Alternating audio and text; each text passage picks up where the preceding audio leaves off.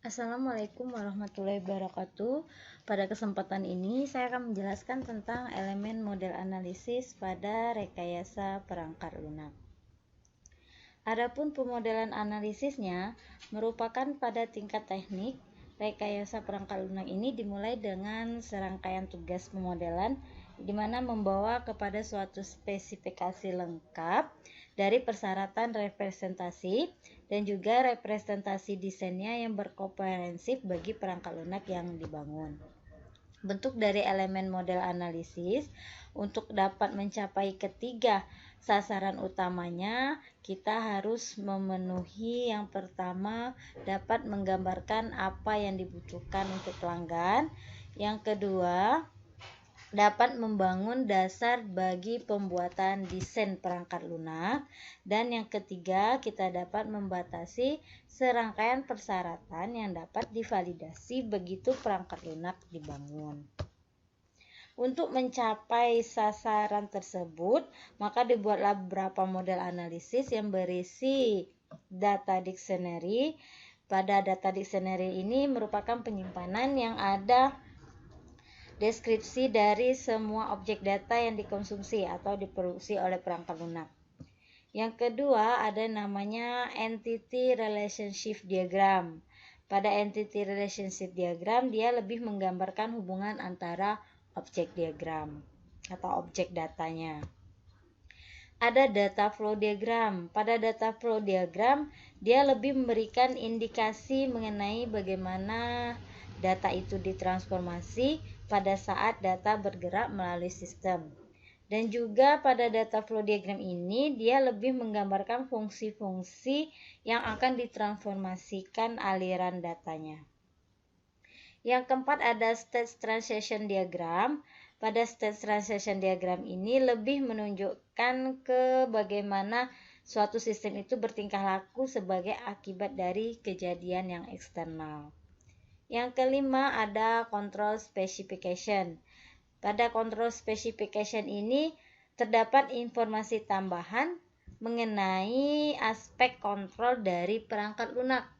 Jadi untuk mencapai sasaran tersebut maka kita harus memenuhi kelima kriteria ini. Yang kedua ada pemodelan data. Pada pemodelan data ini lebih berfokus pada data apa yang akan disimpan, yang menggambarkan hubungan antara entity set yang dibutuhkan oleh sebuah organisasi dalam pengolahan data. Jadi kita ambil salah satunya adalah ERD atau Entity Relationship Diagram yang terdiri dari objek data, atribut dan hubungan, serta kardinalitas dan modalitas kardinalitas.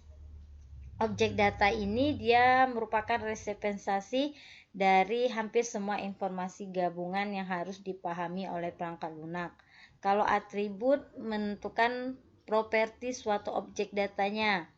Kalau hubungan, dia merupakan data yang disambungkan satu dengan lainnya dengan berbagai macam cara. Kalau pada kardinalitas dan modalitas kardinalitas ini, dia merupakan model data yang harus dapat direpresentasikan jumlah peristiwa dari objek di dalam hubungan yang akan diberikan. Contoh bentuk dari kardinalitas yaitu ada set 1 ke 1 atau biasa dikenal dengan one by one. Misalnya contohnya kita ambil seorang suami hanya dapat memiliki satu istri dan seorang istri hanya mempunyai satu suami. Jadi bentuk kardinalitasnya adalah bentuk 1 ke 1. Bentuk yang kedua ada 1 ke banyak. Kita ambil contoh misalnya seorang ibu dapat memiliki banyak anak, tetapi seorang anak hanya dapat memiliki satu ibu. Jadi itu bentuknya 1 ke banyak, bentuk kardinalitasnya. Yang selanjutnya ada bentuk banyak ke banyak atau M ke N. Misalnya seorang paman dapat memiliki banyak keponakan. Sementara banyak keponakan dapat memiliki banyak paman. ya. Jadi itu bentuk kardinalitasnya banyak ke banyak. Jadi di dalam modalitas dari suatu hubungan ini, jika nol bila tidak ada hubungan kebutuhan eksplisit untuk hubungan yang terjadi atau hubungan itu bersifat opsional. Kalau modalitas bernilai 1 jika suatu kejadiannya dari hubungan yang merupakan perintah, ya. Jadi dalam ERD ini pada mulanya digunakan untuk desain sistem database relasional dan telah dikembangkan oleh yang lainnya. Jadi serangkaian komponen utamanya itu diidentifikasikan untuk ERD. Ada objek data, atribut, hubungan, dan berbagai tipe indikator. Ya. Tujuan utama dari ERD di sini dia itu untuk mewakili objek data dan hubungan mereka. Nah, yang ketiga ada pemodelan fungsional dan aliran informasi. Dalam pemodelan fungsional dan aliran informasi ini dapat ditransformasikan pada saat dia mengalir melalui sebuah sistem yang berbasis komputer. Jadi sistemnya itu menerima input dengan berbagai cara dan menghasilkan suatu output. Jadi akibatnya kita dapat menciptakan suatu model aliran bagi setiap sistem berbasis komputer tanpa memiliki ukuran dan kompleksitas. Pasti kalau kita nginput itu akan ada outputnya. Yang pertama itu ada data flow diagram atau biasa disebut dengan DFD. Di dalam DFD ini merupakan sebuah teknik grafis yang menggambarkan aliran informasi dan transformasi yang dapat diaplikasikan pada saat data bergerak dari input menjadi output. Dan dia biasa juga dikenal dengan sebutan grafik aliran data atau bubble chart, ya. Data flow diagram ini biasa juga dikenal dengan bubble chart. Dalam data flow diagram ini kita mempunyai beberapa komponen. Yang pertama ada itu proses, di mana dia akan menunjukkan apa yang akan dikerjakan oleh sistem. Terus ada external entity yang akan di luar sistem, tapi mereka merupakan salah satu bagian yang memberikan input data ke dalam sistem. Yang selanjutnya ada data flow di mana dia merupakan tempat penyimpanan data. Yang terakhir ada data store, merupakan proses yang dilakukan dapat menempatkan data ke dalam data store, atau dia dapat juga mengambil atau juga dapat juga mendapatkan data store tersebut. Jadi setiap data store itu mempunyai nama yang unik external entity-nya. Jadi kalau kita ingin membuat DFD ini kita harus tahu dulu komponen-komponen DFD-nya. Ini bentuk contoh data flow diagram. Ada pelanggan menginput data user, memilih layanan, membuat order, pembayaran, top GoPay, penentuan lokasi, dan review and rating.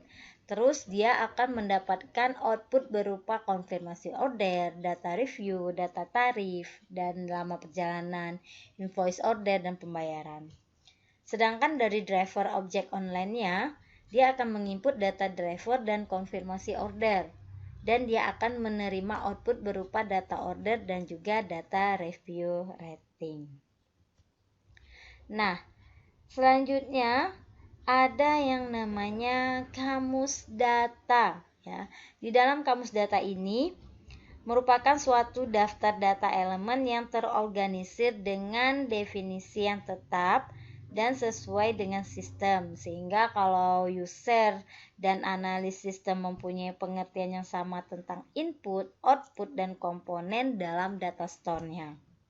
Jadi dalam kamus data ini sangat membantu analisis itu dalam mendefinisikan data yang mengalir di dalam sistem tersebut, ya, sehingga pendefinisian data itu dapat dilakukan dengan lengkap dan lebih terstruktur. Metode analisis klasik. Dalam metode analisis klasik ini dia berupa bentuk model proses perangkat lunak yang evolusioner. Ya, di mana model iteratif ini Dia ditandai dengan tingkah laku yang memungkinkan perekayasa perangkat lunak tersebut mengembangkan versi perangkat lunak yang lebih lengkap dan lebih sedikit demi sedikit, ya, atau biasa disebut secara bertahap. Selanjutnya ada model pertambahan. Dalam model pertambahan, dia terdapat model inkremental yang menggabungkan antara elemen-elemen model sekuensial linear dengan filosofi prototipe iteratif. Ya, pada saat model pertambahan itu dipergunakan, pertambahan pertama sering merupakan produk inti atau core product yang ada beberapa muka tambahannya tetap tidak disampaikan, jadi hanya produk intinya saja. Yang selanjutnya ada model spiral. Model spiral ini dia merupakan proses perangkat lunak yang evolusioner, tetapi dia merangkai sifat yang iteratif dari prototipe dengan cara dia mengontrol dan aspek sistematis dari model sekuensial linear tersebut. Dalam model ini berpotensi untuk pengembangan versi pertambahan perangkat lunak secara cepat, ya. Selanjutnya, ini adalah bentuk dari model spiral. Jadi ada beberapa tahap. Jadi setiap tahap itu kita harus menyelesaikan satu persatu baru sampai ke tahap yang akhir. Selanjutnya ada yang namanya model rakitan komponen. Ini merupakan bentuk dari model rakitan komponen, di mana model rakitan komponen ini menggabungkan antara beberapa karakteristik model spiral yang bersifat evolusioner, sehingga dia membutuhkan pendekatan iteratif untuk menciptakan perangkat lunak. Tetapi juga pada model rakitan komponen ini juga merangkai aplikasi dari komponen perangkat lunak sebelum dipaketkan, ya. Jadi model rakitan komponen ini dia lebih membawa kepada penggunaan kembali perangkat lunak. Dan kegunaan kembali tersebut lebih memberikan sejumlah keuntungan yang bisa diukur pada perekayasa perangkat lunak, ya. Selanjutnya ada model perkembangan konkuren. Ini bentuk dari model perkembangan konkuren. Modelnya sering digunakan sebagai paradigma bagi pengembangan aplikasi client server, ya.